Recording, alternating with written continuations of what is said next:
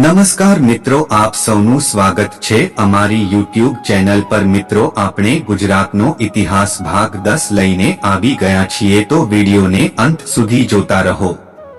અને હા મિત્રો, તમે હજુ સુધી આગળના ભાગ ન જોયો હોય તો ડિસ્ક્રિપ્શનમાં લિંક આપેલી છે, તો તે જોવાનું ભૂલતા નહીં। અને મિત્રો, ગુજરાતનો સંપૂર્ણ ઇતિહાસની પુસ્તક જોઈતી હોય તો ડિસ્ક્રિપ્શનમાં લિંક આપેલી છે, ત્યાંથી તમે ખરીદી શકો છો। તો ચાલો મિત્રો, હવે વિડિયો શરૂ કરીએ। મિત્રો, આગળના ભાગમાં જાણ્યું તે મુજબ ગઝનીના ગયા પછી ભીમદેવ સોલંકીએ સોમનાથ મંદિરને ફરી ભવ્યાતિભવ્ય રૂપ આપ્યું। ફરી એકવાર ભીમ બાણાવળીની યશ કીર્તિ ગુજરાતમાં ડંકો દેવા લાગી।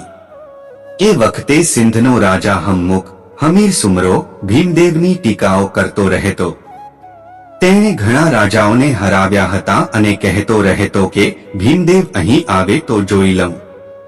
આ હમીર સુમરો બીજો હોવાનું કહેવાય છે। જ્યારે રાનવગઢની બહેન જાહલ પર નજર નાખનાર હમીર સુમરો પ્રથમ હોવાનું મનાય છે। જો કે બંનેનો સમયગાળો સરખો જ છે। હમીર બીજાએ ઘણા રાજાઓને હરાવીને પોતાના અભેદ કિલ્લામાં આવી જતો, જ્યાં તેને કોઈ હરાવવાને શક્તિમાન નહોતું। અરે, કોઈ ત્યાં પહોંચી શકે તો પણ ભયો। પંજાબ નજીકના સિંધ પ્રાંતમાં તે રહેતો, જ્યાં 5 નદીઓ ભેગી થતી એવી જગ્યાએ તે રહેતો। જળની વચ્ચોવચ્ચની એક જગ્યામાં તેનો કિલ્લો હતો, જે જલદુર્ગ કહેવાતો। ભીમદેવે સુમરાને રોળી નાખવા સિંધ પર ચડાઈ કરી। એમના મહામંત્રી દામોદર મહેતાએ આ માટે અત્યંત વ્યૂહાત્મક રણનીતિઓ ઘડી હતી। તેમણે ઝેરીલા સર્પોની કેટલીય ટોકરીઓ ભરાવેલી અને સાથે રાખેલી, જેનો તેમણે એક ભયાનક હથિયાર તરીકે ઉપયોગ કર્યો હતો। દામોદર મહેતા જેવો પ્રખર બુદ્ધિમાન પ્રધાન ગુજરાતને બીજો મળ્યો નથી।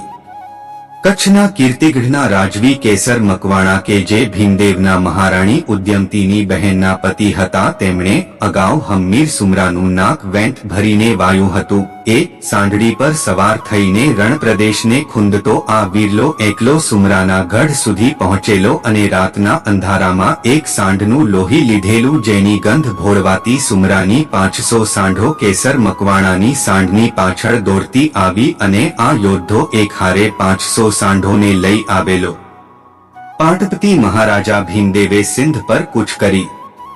નદીઓના જળ પ્રદેશ પર પહાડોના પથ્થરો, લાકડા, ડાળીઓ જે હાથ આવ્યું એના વડે પુલ બાંધ્યો। પુલ બનતા જ નદીનો પ્રવાહ ફંટાઈ ગયો અને સેનાએ સુમરાના જલદુર્ગને રોળી નાખ્યો। પછી ગુજરાતની સેનાએ સુમરાની ફૌજ સામે જંગ માંડ્યો અને જેમ નાળિયેર વધેરાય એમ હમીરની સેના વધેરાવા માંડી। અત્યંત જોરાવર આક્રમણ સામે હમીરનું કાંઈ ના ચાલ્યું। તે હારી ગયો અને તેમને બંદી બનાવવામાં આવ્યો। સુમરાની આબરૂના અને તેના અભેદ જલદુર્ગના ખરેખરા ધજાગરા ઉડી ગયા। સુમરાએ ભીમદેવ પાસે નતમસ્તક માફી માંગી। ભીમદેવે તેને જીવતદાન આપ્યું અને ગુજરાતનું લશ્કર સિંધ પર વિજય પતાકા લહેરાવી પાછું ફર્યું। એક મહાન વિજય પ્રાપ્ત કરીને લશ્કર પાછું ફર્યું। અણહિલવાપુરમાં પોતાનું ભવ્ય સ્વાગત થશે, ફૂલોનો વરસાદ થશે અને સ્વરૂપવાન સુંદરીઓ પોતાના પરાક્રમથી અંજાઈ જશે, એવા ઉન્માદમાં પાટપતિની સેનાનો દરેક યોદ્ધો રાસ્તો હતો। સેના પાટણ આવી, પણ આજે પાટણમાં એ નૂર કેમ નથી દેખાતું? સદાયને માટે સરસ્વતીને કાંઠે કિલકિલાટ કરતી આ નગરી આજે સૂની કેમ ભાસે? હંમેશા માટે દૈદીપ્યમાન અને જેની કીર્તિ ભારતભરમાં ગવાતી એવી મહાન નગરીની ભવ્યતા આજે ઝાંખી કા લાગે?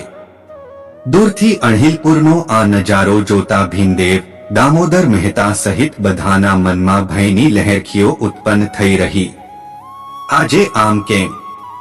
તો મિત્રો, આગળના ભાગ માટે અમારી યુટ્યુબ ચેનલ સાથે જોડાયેલા રહો અને વિડીયો પસંદ આવ્યો હોય તો વિડીયોને લાઈક કરો અને કોમેન્ટમાં તમારો અમૂલ્ય અભિપ્રાય જરૂર જણાવજો અને અમારાથી કોઈ ભૂલચૂક થઈ હોય તો માફ કરજો। જય માતાજી।